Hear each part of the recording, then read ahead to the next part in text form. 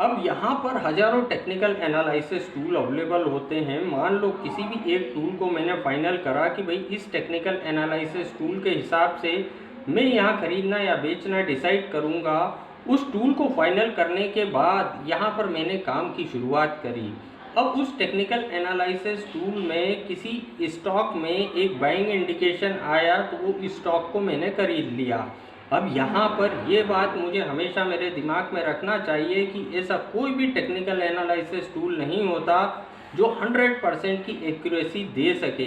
यहाँ पर अगर इस तरीके का कोई भी टेक्निकल एनालिसिस टूल होता तो हर आदमी उसे फॉलो करता और यहाँ घर बैठे आसानी से काफ़ी अच्छा पैसा कमाता और बाकी के दूसरे सारे काम धंधे बंद हो जाते। यहाँ पर 100% एक्यूरेसी वाला तो कोई टूल नहीं होता, बस प्लानिंग सबसे इम्पॉर्टेंट होती है। ठीक है, मैंने टेक्निकल एनालिसिस को फॉलो करा और यहाँ पर बाइंग की पोजीशन क्रिएट कर ली।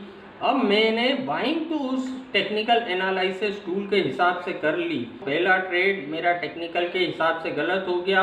अब यहाँ पर मैं घुसा तो उसमें टेक्निकल एनालिसिस टूल को फॉलो करके था, लेकिन मुझे उस ट्रेड में लॉस लगने लगा और उस टेक्निकल के हिसाब से इंडिकेशन भी आ गया कि मैं उस पोजीशन से एग्जिट हो जाऊं, लेकिन मैं उस पोजीशन से एग्जिट नहीं हुआ क्योंकि लॉस बुक करना यहाँ पर इतना आसान नहीं रहता हर किसी के लिए। लेकिन एक बात हमेशा हमारे दिमाग में रहना चाहिए, इस मार्केट में हम काम कर रहे हैं तो प्रॉफिट भी होगा, लॉस भी होगा, लेकिन इस मार्केट में हम सर्वाइव तब कर सकते हैं कि जब हमारा profit is always greater than loss हो। मतलब हमारा प्रॉफिट हमेशा लॉस से बड़ा होना चाहिए। तो यहाँ पर उस टेक्निकल एनालिसिस टूल के हिसाब से मैं इंटर तो कर गया, लेकिन उस टेक्निकल एनालिसिस के टूल के हिसाब से मैंने इस मार्केट से एग्जिट नहीं करा। यहाँ पर ये एक समस्या आती है कि हम इंटर तो कर रहे हैं लेकिन उस टेक्निकल को फॉलो करके एग्जिट नहीं कर रहे।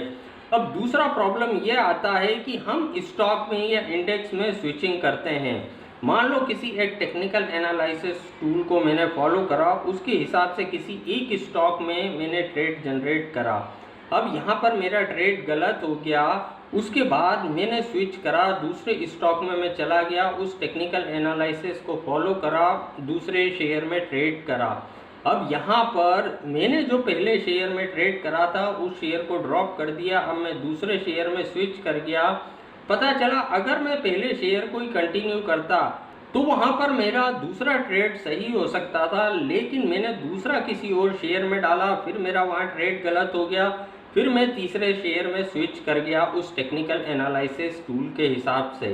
अब यहाँ पर तो इस हिसाब से मैं स्टॉक में स्विचिंग करते जा रहा हूँ तो उस टेक्निकल एनालिसिस टूल की कितने परसेंट की एक्यूरेसी आ रही है ये मैं प्रॉपर चेक नहीं कर पाऊँगा। मान लो सबसे पहला जिस शेयर में मैंने ट्रेड डाला था उसके बाद में मैंने 10 दूसरे अलग अलग शेयर में ट्रेड डाले, लेकिन अगर 10 ट्रेड पहले शेयर में ही डाले होते बाद के हो सकता है 8 मेरे सही हो जाते, तो वहाँ पर मेरी एक्यूरेसी मुझे पता चल जाती कि भाई इस शेयर में कितने परसेंटेज की एक्यूरेसी ये टेक्निकल टूल निकाल के दे रहा है। मतलब स्टॉक में हम स्विचिंग करते चले गए।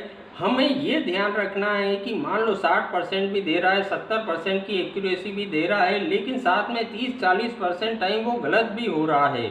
तो यहाँ पर हमारा ट्रेड में शुरुआत 40% से हो या 60 से हो ये कहा नहीं जा सकता। ओवरऑल जो एक्यूरेसी है वो 60% की निकल के आ रही है। अब यहाँ पर एक बात और हमें हमेशा दिमाग में रखना चाहिए कि यहाँ पर मार्केट रिएक्ट पहले करता है, चार्ट जनरेट बाद में होता है।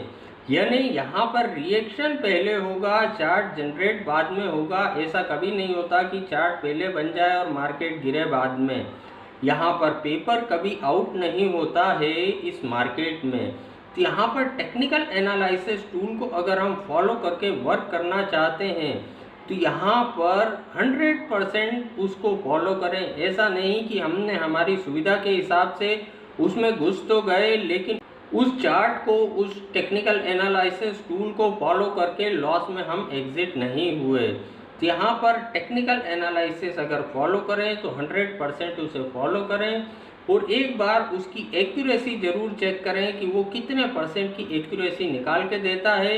और यहाँ पर एक्यूरेसी के साथ में मैं क्या रिस्क रिवार्ड रेशो पे वर्क करूँ जिससे मैं इस मार्केट से कुछ कैपिटल अर्न कर सकूँ।